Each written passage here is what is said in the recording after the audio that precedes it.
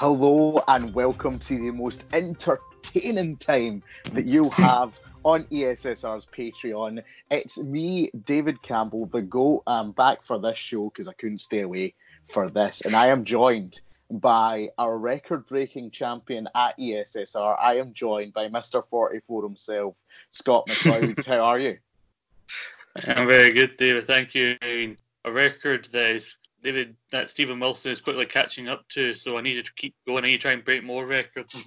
You know what? And the way to break a record is this. We've been doing the draft here at ESSR for 2 seasons now. All right. We've had a multitude of winners in myself and Stephen Wilson. And it's, you know what? It's one of the most entertaining times I've had in this podcast. Basically, what happens is everyone picks 6 picks. We have a draft. We have the random order decided and generated, and then everyone picks 6 picks in order. You have to pick 3 or men and 2 women, or 3 women and 2 men, and you also have to pick a tag team. Now, then we go on. The seasons run between the big 4 pay-per-views, and points are accumulated for appearances on the TV show and wins, but points are also taken away for losses. So it's all to play for. This draft has been one of the most stressful times I've had here at ESSR. But Scott, it's very, very important because there is a big prize if you win the draft, and that is a shot at the ESSR title. And that is something I know that you want very much, isn't it? Yeah, very much so. Everybody wants a shot at the title, and it's very interesting because with this draft, sometimes you never know, when you're doing burst sweeps alongside the pay-per-views, it's a case of you've went against somebody that you have in the draft. So it's a case of, what do you want more, draft points, or do you want sweep points? Do you want more points towards a shot at the title, or do you want the title itself? Yeah, exactly. And it's hard, you have your divided loyalties. I had that thing with Lacey Evans last season in the draft. I was like, I don't want her to win. I don't think she'll win, but I'd have her in my draft team, so I wouldn't be with the worst thing if she did. So what we are going to do, this is season 3 in our draft, and like we said, it's quite a young concept here at ESSR, but we wanted to make this show to keep you all up to date with what's happening with it, to get you involved. Tell us who you think your draft picks would be. Who is going to be the winner out of all these teams? Pick your favourite. That's what we want to do today. Set the table, introduce you to these teams, and make our predictions about who we think could win this whole thing. So, Scott, are you ready to go? I'm ready, man. Oh, well, listen, we did, like we said, a random order to decide who got which draft pick, which order they were done in. And the first person to do so was Sarah. It was Sarah Grieve. And with her team historic over here, Scott, we have Chris Jericho. We have Rhea Ripley, Braun Strowman, Hikaru Shida. We have Ilya Dragunov. And we have the Authors of Pain, AOP. Scott, what stands out to you about this team picked by Sarah? Well, what stands out to me is she took what was going to be my first singles pick in Le Champion, Chris Jericho. She slipped in there before I could. That's the danger of the order of the draft that you're in. I think Sarah's got a strong team overall with a lot of potential. I mean, Jericho is Le Champion. Ripley had a hell of a weekend at War Games and Sorority, so she's proud to possibly be women's champion sooner rather than later. EOP, judging by Raw, may be getting a lot of screen time soon. Yeah, I was going to say Chris Jericho is our captain as well, Scott. Wouldn't hurt matters with that. Obviously, the champions bonus has been introduced this season as well. So any champions do get extra points, but there is also a captain introduced, and they get more points as well if you have that person as your captain. So that's a big pick there in Chris Jericho as a champion and as the captain for Team Historic, surely. Sure, yeah, definitely. The big edge that'll give Sarah, I think, in the weeks to come.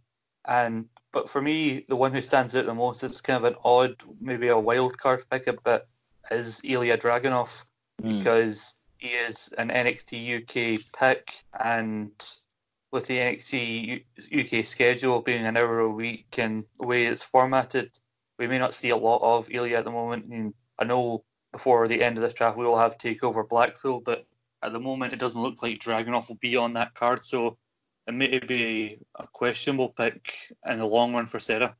Yeah, well, we're talking about this Well, I was thinking that sometimes it is hard to separate our favourite wrestlers from who we think will score points. And I do have to agree with you, Scott. The reason that I don't touch NXT UK is because it is an hour a week and not everyone is featured week to week on that show. So it is hard to pick up draft picks when you compare it to the likes of Raw and SmackDown and even AEW. The shows with the longer run times are the ones where you're more than likely to get these superstars popping up every week. So I do agree with you on that point. Rhea Ripley, for me, is still a question mark. I do not think that she is a round 2 draft pick, and that is where Sada picked her. She did have a great weekend, I do agree with that, but I am unsure whether she takes the title off of Shayna before the Royal Rumble. Am I crazy for thinking that, or do you stand by that you think Rhea Ripley's a good pick?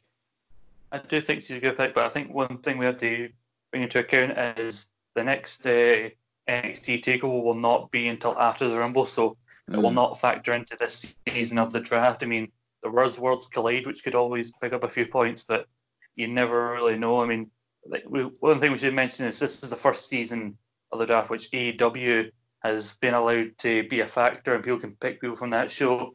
And with NXT going to 2 hours, these are 2 more 2-hour shows, because our points for appearances, they are very low, but there's still a chance if you're 1 or 2 points short of the top spot. So, those extra hours could mean the difference.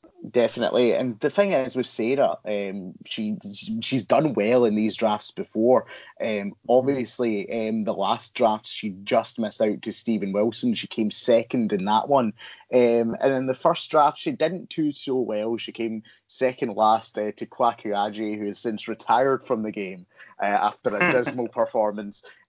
But she is a competitor who is making progress in these drafts, and it'll be interesting to see, with the benefit of a number 1 draft pick, if she can do it this time. We may move on to our next team, and that is Team NQC, Knack Queen Cole, named after the members of David Hockney's team. That consists of Adam Cole, Charlotte Flair, Drew McIntyre, Shinsuke Nakamura, Nyla Rose, and the Raw Tag Team Champions, the Viking Raiders. Scott, first thing that stands out here, Dave Hockney with 3 sets of champions here. We have Adam Cole, Nakamura, and the Viking Raiders all on Team Hockney. Yeah, I think with the champions' advantage, especially this season, your champions are definitely most valuable people, especially championship wins where they win the title or they retain the title. Those are the highest points available. So fair enough for Hockney to go for those points. I mean, it's hardly a surprise if anyone's listened to the show, especially this past week's Survivor Series review, that David Hockney has chosen Adam Cole. Yeah, he loves that man. It's almost an obsession that David Hockney has with Adam Cole at this point, isn't it? But you know what? His faith in Adam Cole, it's justified. Adam Cole was the 5th highest scoring player last season in season 2. So to get Adam Cole as NXT champion, which we didn't have the champions points last season, and also to make him his captain might be a masterstroke of a first round pick from Hockney.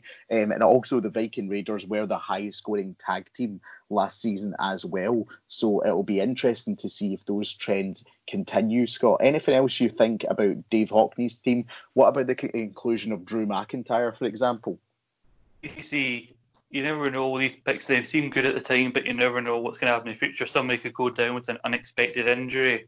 And when I chose Drew McIntyre in the last season of the draft as my number 1 pick, I was convinced he would win the King of the Ring tournament. That would be a lot of points in my favour.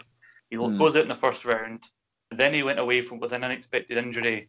And then he lost. He was on the losing side at Crown Jewel. He lost at Survivor Series. He turned out to be my worst performer last season when I thought he'd be my saviour. So I'm kind of gutted. If he ends up bringing Hockney a lot of points, I will be severely annoyed at Drew McIntyre. Well, there is, I think they are the 3 main question points on Team Hockney, is how well Charlotte Flair, Drew McIntyre and Shinsuke Nakamura perform, because there's no doubt they are 3 excellent performers, but the way they've been booked right now, the 3 of them seem to be going through a cooling off period, and that is even with Shinsuke Nakamura as Intercontinental Champion. So I don't think there's a lot lot of question marks surrounding Team NQC that I think will be answered in the coming weeks, but certainly Adam Cole was a great pick. Now, we get on, Scott, to a team I know you'll be absolutely fond of. It's the Glasgow Cali 44s. It is your team consisting of John Moxley, Keith Lee, Shayna Baszler, who is the NXT Women's Champion, Randy Orton, Rio, and the SmackDown Tag Team Champions, the New Day. Scott, how were you, on a scale of 1 to 10, happy with your draft performance here? I'm quite happy with this team now. We should remember that Rio, a lot of people seem to have forgotten that she is the current AEW Women's Champion, and I think a lot of people seem to forget about her, and I got into my final round with the one female pick to go, and I realised that a lot of the main roster WWE picks in the women's division, like your Charlotte Flairs, your Baileys, had all been picked, so I tried to think outside the box and go with Riho. I think I was lucky to get in there and get the New Day when I did, because, you know, they just won the tag titles. Kofi's coming off his reign as WWE champion, so I'm hoping they'll hold on to those titles for a while. Keith Lee has got a lot of momentum right now. And he's your captain. He is my captain. The limitless one is leading my team. I have to ask though, like, what was the decision? Because obviously Moxley was your round 1 pick. How did you make the decision to put the captaincy on Keith Lee over John Moxley here?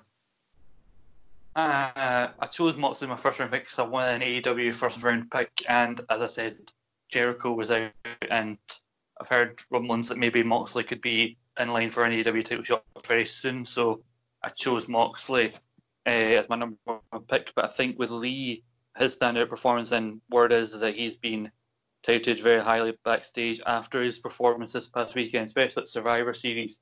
And I haven't seen this week's NXT, but he was placed in a tag team title match on that week's episode. So I'm hoping that this past weekend is a launching pad for Keith Lee going forward. And that's why I think if he does get any big wins, they could do with the advantage of him being my captain. Yeah, and I do think you're in a very unique position, Scott, where you've got 2 women's singles champions in your team, so that will not hurt your cause at all. But we do need to move on now to a former championship winning team, if I do say so myself, Scott. It is Team GOAT, consisting of Bray Wyatt, Bayley, Rey Mysterio, Alexa Bliss, Sammy Guevara, and the Lucha Brothers. Scott, I'm going to let you go in. What are your thoughts on Team GOAT? Because I'm very biased. It is my team. What do you think about my picks here? Yeah, no, I love how we go from me, who's finished bottom, if not last, the last couple of seasons, and onto you, who's won in the past. I mean, first off, like, I remember I chose Bray last season. He was one of my few, like, actual point winners because a couple of my picks went out injured. So it's a good pick. I think the one thing that held me back from picking him again is the fact that he appears on TV, but he doesn't often wrestle on television. And there aren't that many big, like, pay-per-view shows between now and the end of the season. So I think it's a smart decision appearance-wise. I don't know about how the Champions Advantage will help you with Bray in this season. But the other picks, like the Lucha Brothers, was a team I don't think I've even thought of when I was picking my tag team. I don't even think I thought about the Lucha Brothers. Yeah, they were my funnily enough, my number 1 want for my tag team. And the reason for that is I do think AEW wants to make sure that they're building the stars that have come in with a resume prior to AEW and make sure they're satisfied with what they're getting. And I do think you've got 2 superstars in Pentagon and Phoenix who have made a name both as singles competitors and tag team stars around the world. Sooner or later, they will win those AEW tag team titles. So that is why I'm banking on maybe them doing it in the next 2 months. But I have to say, from a personal standpoint, my main 2 wants in this draft were Bayley and Alexa Bliss, because they were my 2 women's picks this season that I won. And I don't think much has changed. I think Alexa Bliss could turn heel soon, get into rivalry with Nikki Cross. That is my prediction. And a lot of this is based on what you think might happen. And also Bayley, I just don't see who's going to take that SmackDown Women's Championship offer. So that is why I made Bayley my captain. Do you have any sort of question marks with Team GOAT, Scott? Speak now or forever hold your peace on that. You know what I mean? When it comes to the women's picks, I don't think you can really be faulted with those picks. I mean, it's interesting to see if Alexa comes back and is part of our team, because I think she is meant to return this weekend's Starcade event in a 4-way women's match, a women's tag team match. So, I think this could mean she's back on television very soon. So I think that may have been a smart pick on your part if she does come back to TV very soon. Yeah, and Bailey was also, if we look at Bailey's statistics from the last couple of seasons, she was one of the highest scoring. In fact, in both seasons, Bailey was the highest scoring women's pick. So that is why I'm happy to have Bailey. She has been the highest scoring women's pick in the last 2 draft seasons. So for me, that was a big get, and that was why she was my number 2 round pick and my captain. But we move on to last season's champion. At the number 5 draft pick, it's Team It's My Podcast, held by Stephen Wilson. And it's Roman Reigns, Britt Baker as a number 2 draft pick. We'll get to that. We've got Cody, Roderick Strong, Candice LeRae, and Street Profits. This is, for me, from Stephen, he's taken a lot of gambles here because Roman Reigns is really the only big, in fact, his only big Raw and SmackDown star. What do you think about Team It's My Podcast, Scott? For me, a lot of question marks, but you might be able to see the shining lights in this one. I mean, it is a fitting name, first off, that Team It's My Podcast. But I do agree. I mean, Britt Baker, if this was early in AEW, I would have get Britt Baker because she was being pushed very heavily, but I think she's since cooled off in terms of her standings in the women's division. The Street Profits aren't really doing much. I mean, they're appearing on Raw, but they aren't doing as much at the moment since they've been called up. Cody, I think, is probably going to be going to a program with MJF soon, so that might, in the long term, prove be a good decision by Stephen. Is there anybody else I'm missing on the team? Well, Roderick Strong and Candice LeRae were the 2 I was looking at and thinking those could go either way because I don't see any major storylines with the 2 of them in the immediate horizon. But they could be sort of consistent lower card picks. I don't know. I mean, Strong, maybe for the Champions event, I don't know how long they plan on keeping all the gold on the Undisputed Era. And I think LeRae, he may admit himself, I think, judging by her performance from War Games, I think, like many people, I think maybe we're banking on people based on how they performed at this past weekend, and for some picks, I think maybe better off than others. I think for a Keith Lee or where you can do that. I don't know if Candice is going to go too far at the moment. I think until Shane has lost the title, Candice probably won't be in the title picture. And that's the thing. I'm looking at the stats from the last couple of seasons. Those 2, they weren't high draft picks in terms of point scorers, but they weren't down at the very bottom. So it'll be interesting to see how it shakes up. I think Stephen Wilson, if there's anyone who's going to take a gamble, it's him. Roman Reigns as team captain, though, could be genius because he could be the Royal Rumble winner, Scott, and that's going to get him a lot of points going forward, don't you think? Yeah, especially I think we were going with the women's and male Royal Rumble at the culmination of the season. I think for some people it's a case of looking at your picks and thinking who could possibly be a Rumble winner, and I think for Stephen, it's a smart choice picking Roman as his captain, but the other ones, like you said, there is a lot of question marks there. Yeah, and that's the thing. A lot of question marks, a lot of risk taken from Stephen Wilson, but I wouldn't want to be going in neck and neck with him come Royal Rumble night because that Roman pick as captain could work out very, very well.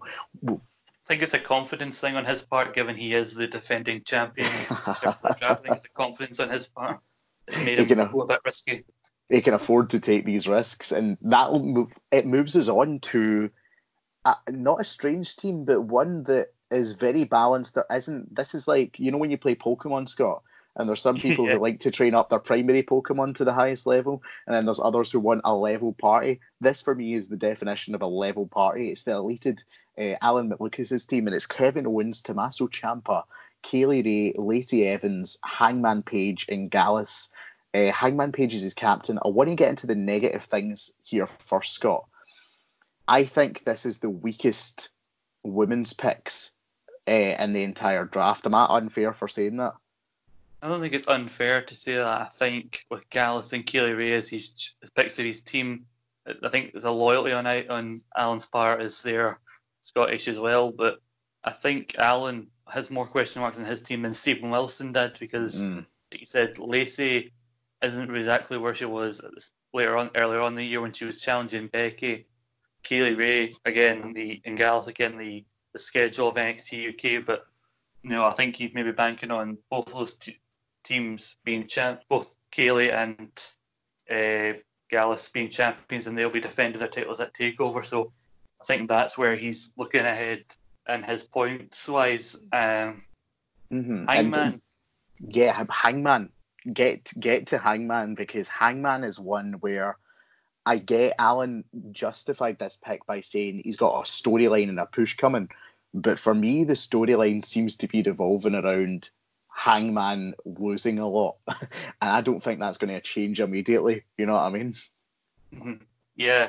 Hangman lost in this most recent episode of AEW to MJF. So he's not at the highest standing at the moment. So that may be a questionable pick. Ciampa, maybe. But again, if he's going to get the title back, it's not going to be until after the Rumble, because there's a takeover in February, so that really depends on how heavily they want to feature him. I think Alan's best pick, though, might be Kevin Owens, because by the end of Raw, there may be a major program between him and Rollins coming, so Owens may be his best pick, but no offense to Alan, but he may have he may have made quite a few mistakes in his team.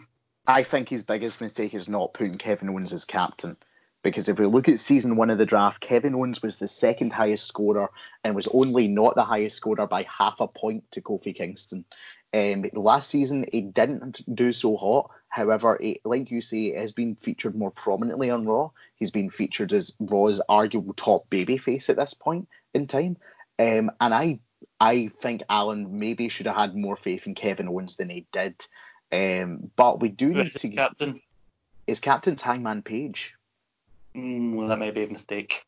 It could be a mistake. It could be good. We don't know. We could be eating crow, and if there's anyone who's going to tell us that we've ate crow by the end of it, it would be Alan. So I'm actually, we just need to see what happens with that one. But we do get on to Jack Graham. He's the newest team member at ESSR to join the draft, and I have to say, Scott, really not a bad performance here. He's got Ricochet. His team name is Smells Like Team Spirit, by the way, which I really liked. He's got Ricochet, Sasha Banks, Piper Niven, R-Truth, Walter, and The Revival. His captain is Sasha Banks. Scott, how do you evaluate Jack Graham's chances in his debut season here? I mean, round of applause for Jack for that team name, by the way. I mean, the gate swinging there, Jack. I mean, Ricochet as a first pick is an interesting one, because you never know really where Ricochet's standing at the moment, because he's heavily featured in the mid card at the moment, but we're not sure where he's going right now. Piper Niven is a weird one for one of his women's picks. Sasha, I think, is a good shout, possibly for your team captain. Walter, I'm a bit jealous of, because I nearly picked Walter last season and didn't, and then the fucker shows up on NXT UK, NXT, Raw, SmackDown, Survivor Series. Lost me some potentially very valuable points that did. So good on him for using Walter, because if Walter does get featured more on the US brand of NXT, this could work out well, and Walter could be in for the full title defense come Blackpool. So Jack seems like he's coming playing to win his first season. For me, I think that Jack has a really good makings of a mid-table team here. Maybe it's arrogance that I don't view this team as a threat. I think it's a good team. I think it's the quirky little team that could. But it's like you said, Scott, like Ricochet, for me, isn't going to get pushed to the moon right now. Sasha Banks, I don't think her story kicks off until the Rumble or Mania season. Although, as team captain, I will say she's an outside bet to win the Women's Royal Rumble. I don't think it's out of the question. I definitely agree with that. I mean, his pick of the Revival, Jack was quite late on in the picks in terms of like order of picking people. And I'm surprised when it came to tag teams. Maybe it's because of how they've been booked in the recently. I'm surprised it took until it got to Jack for someone to choose the Revival. Yeah, and the thing is with the Revival, though, I think it shows people's lack of faith in their consistency of booking. Because with the Revival, it's been very stop-start, and their title changes have seemed to come out of nowhere. on random episodes of SmackDown, and that's not what you want with your draft pick. You want a sort of air of predictability about it, so you can sort of tell, right, I'll be picking up points here, here's when I'll be dropping points. The Revival's booking's been so choppy that I think it's one of the best calls he could have made at the time he drafted them, but I don't think that it will translate into points necessarily. One thing I do think will translate into points, Scott, we do need to talk about your brother. It is Ross's team, the only picks that matter, named after, he has all three members of the OC, so it's easy for him to name it. He has Becky Lynch as team captain, he has Alan Cuthbert Styles, he has Kenny Omega, MGF, Carmella, and the OC. See, for someone picking solely on, this to me is a very, very formidable team, because AJ Styles, the fact that he got drafted solely onto round 2 and being one of the highest male point scorers in the last 2 seasons, is an absolute steal for Ross Mcleod here. An absolute steal.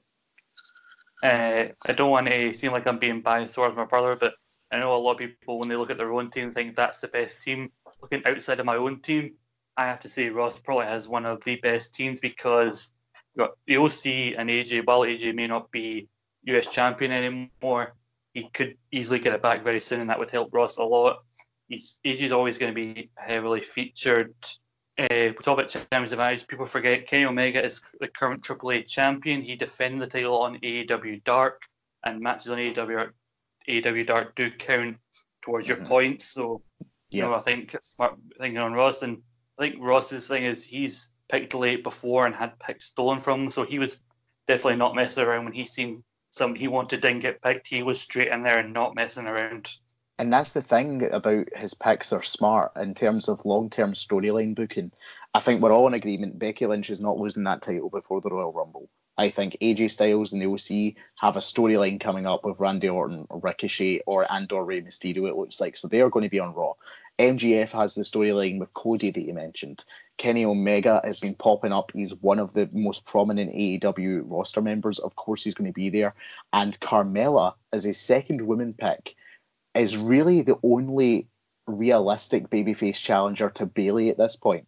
So even though we don't necessarily look at her and think, oh, she's one of the most featured stars on SmackDown, I do think that will change in the next month.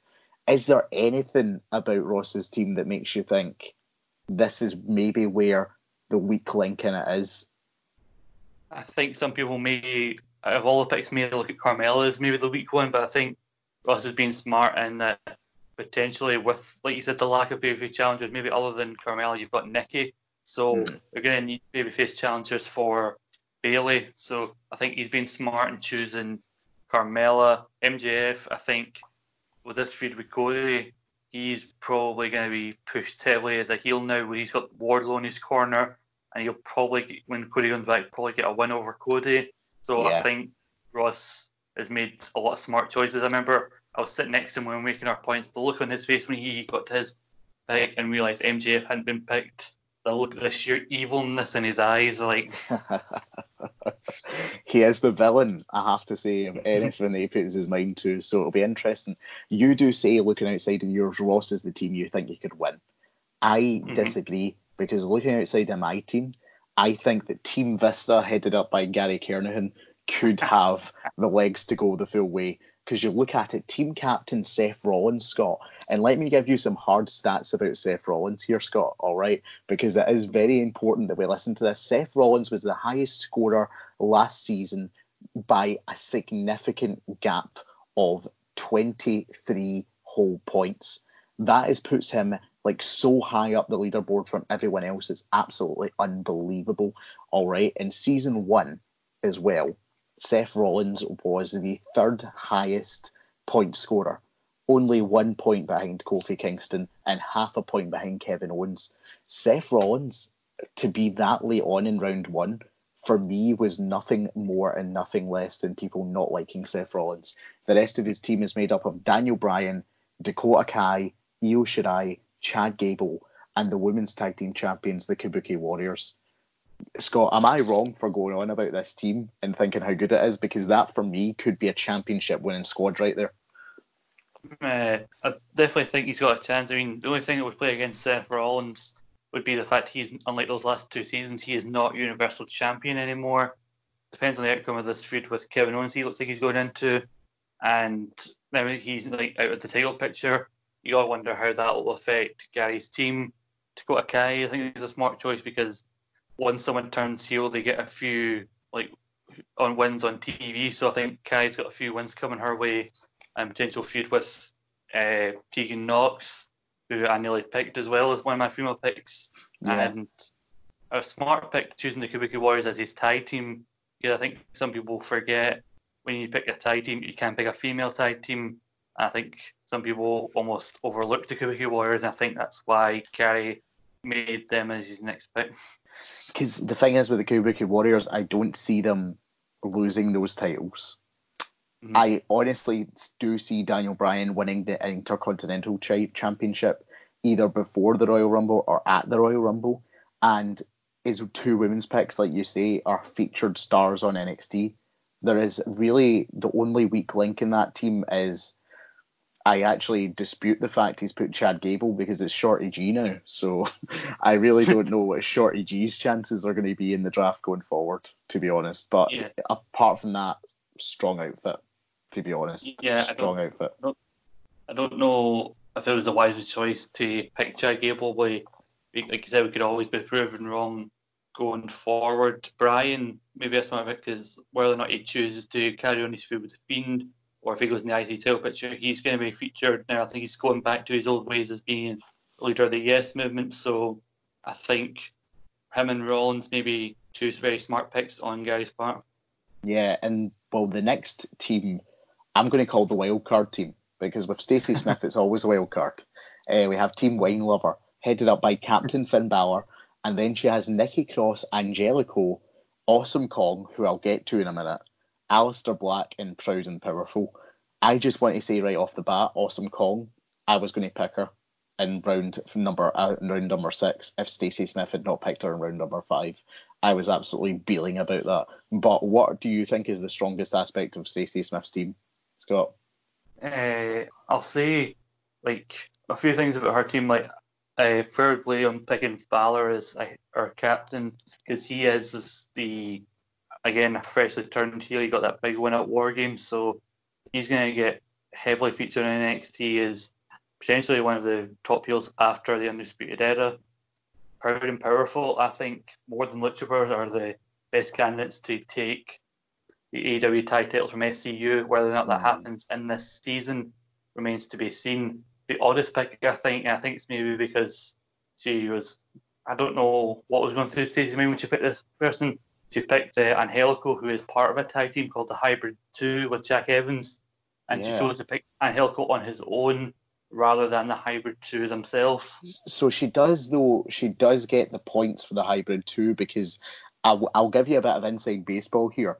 I asked Stephen Wilson months ago if I could pick Eric and Ivar as separate singles picks in round 1 and 2 so I could get points for them and take them away as a tag team choice. So I think that's why tag teams were forced to be the round 1 pick this time, in all honesty, because I was wanting to cheat the system and pick, because you do get points for both tag team matches and singles matches when they're singles picks, but when they're tag team picks you only get points for the tag team matches, which really screwed me over with my picks of Daniel Bryan and Eric Rowan last season. So it's one of those ones where it could be a smart pick because she is dipping into the tag team division again, but also it could shoot her in the foot if they're losing a lot, you know what I mean, which is the main thing. I don't know if they're going to get pushed as heavily. Aleister Black, where do you stand on that? Aleister Black may be a smart choice because he has finally stepped out of that room and is looking to have, he's finally found someone to pick a fight with him. So if they lead to this whole thing with Buddy Murphy on maybe TLC is maybe a kick-off or an opening match, you could get some valuable pay-per-view points from Aleister Black, and hopefully now with this thing with Buddy Murphy picking a fight with him, we can get Black out of the Black room and actually winning matches, which would be good for fans, people who are fans of Aleister Black, but would also be good for Stacey because there'd be more points for her.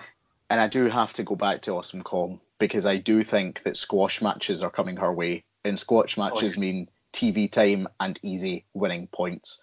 If I was Stacey, I would have made Awesome Kong my captain because I think she'd be featured more than Finn Balor is, to be honest, on a regular weekly basis. But Scott, really, that's all the time we have today. We're going to get into more stats as we go forward, which will be exciting.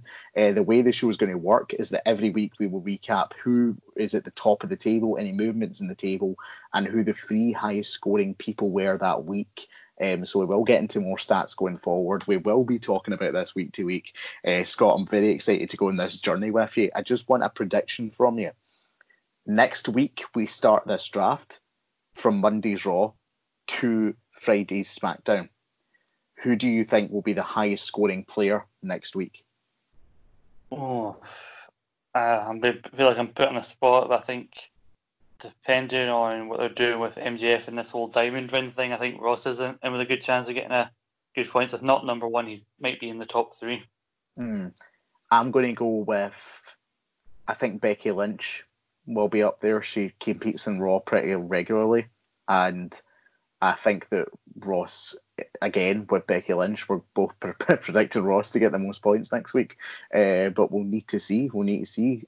That's all we have time for. Make sure you check out all of our other back catalogue, both in this Patreon page, which you're paying. So make use of all the content we've got here. There's so many unique shows, Raw recaps. We've got SmackDown recaps. We've got everything for you. Then go to our Spotify and our iTunes. Check out the regular show and make sure you're subscribing to everything, folks. So, Scott, it was a pleasure, and I'll see you next week. See you next week, man.